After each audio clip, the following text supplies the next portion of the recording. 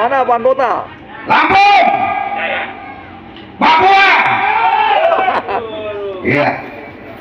Assalamualaikum warahmatullahi wabarakatuh. Dan salam sejahtera untuk yang beragama lain, ya.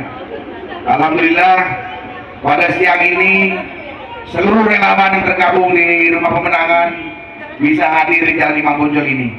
Kita tunjukkan kepada bangsa Indonesia bahwa relawan lebih hebat dari segalanya, lebih hebat dari yang lain. Ya, jangan pernah kecilkan relawan, karena ujung tombak dari pemenangan Prabowo Subianto dan Gibran ini adalah relawan. Ya, kita tidak dibayar oleh siapapun, kita tidak disumbang oleh siapapun. Semua berdikari, semua patungan, semua urunan kita tunjukkan bahwa tanpa mereka pun kita bisa berjalan, tanpa mereka pun kita bisa berkontribusi besar untuk kemenangan Prabowo Gibran. Setuju? Setuju? Ya, relawan, bayangkan, relawan, ya, dia suka rela, tapi bukan berarti tidak bisa melawan. Ketika ketidakadilan dialami oleh kita, sanggup melawan tidak? Persetan dengan TKN. Tanpa TKN pun bukan berarti kita nggak bisa jalan, ya. Selama ini dari start sampai finish, semifinal pun kita tidak pernah mendapatkan uang dari siapapun, ya. Semua kekuatan ada di kita semua, ya. Itulah relawan. Kita buktikan bahwa kita mampu dan bisa berkontribusi besar untuk Prabowo Gibran, ya. Jadi jangan pernah berpikir kalau Pak Iwan tidak dirangkul TKN akan mogok, tidak. Ya, saya berjuang dari tahun 2008 sampai hari ini pun masih setia di barisan Prabowo. Itulah bukti dari seorang relawan, ya. Dan Iwan pun tidak pernah bermimpi jadi menteri. Jadi menteri sudah saja nggak lulus, bagaimana jadi menteri, ya. Tapi kita akan tunjukkan bahwa kesetiaan seorang relawan itu adalah mutlak.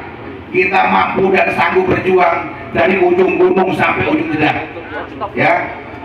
Kita tanpa dibayar pun kita mampu melakukan sesuatu yang positif untuk bangsa dan negara ini, ya. Jadi saya harapkan semua relawan yang ada di sini satukan tekad, satukan niat bahwa kita tetap menjadi bagian dari perjuangan Prabowo Subianto 2024. Prabowo Gibran satu.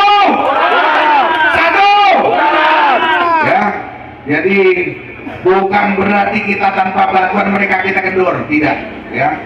Justru ini tantangan buat kita bahwa kita bisa membuktikan tanpa mereka pun kita mampu dan bisa berbuat.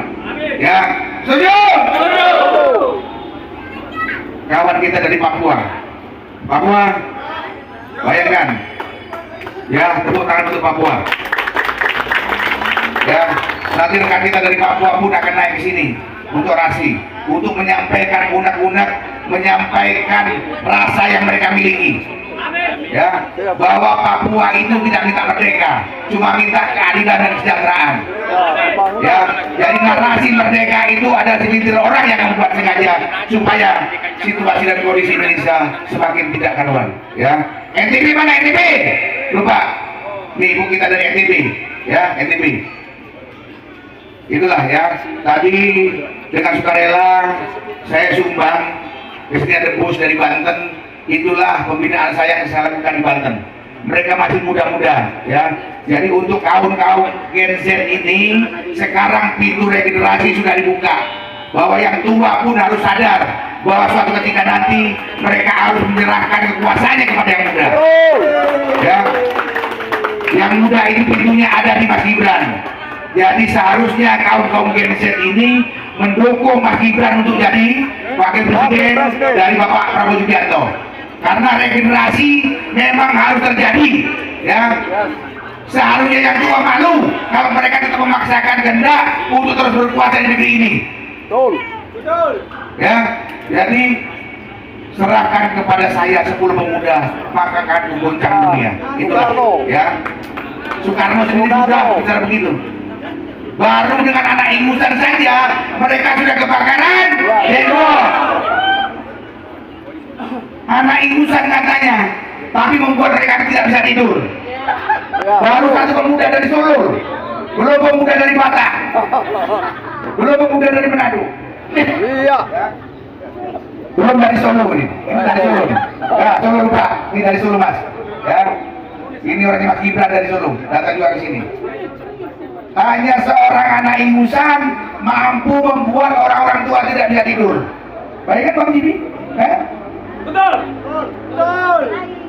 Ya, jadi ini pembelajaran buat kita semua bahwa yang muda lebih energik, yang muda lebih kreatif.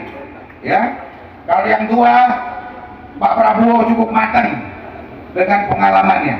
Tanpa bicara pun Pak Prabowo sudah berbuat. Dari Sabang sampai Merauke sudah berbuat hal-hal positif untuk bangsa dan negara. Hidup Prabowo. Hidup. Prabowo! Prabowo! Bayangkan saja, seorang Prabowo menggunakan uang pribadinya untuk berbuat yang positif untuk bangsa dan negara. Dia sengaja mendirikan sekolah Universitas Pertahanan. Dia, ya, jadi itu. Saya rasa itu, ya. Lanjut apa terus? Lanjut apa terus?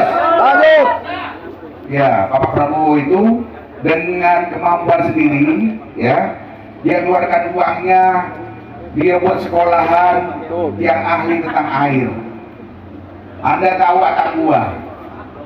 Saudara kita di Atambua sana untuk mengambil air bersih saja, ya, itu harus berjalan 40 sampai 60 kilo.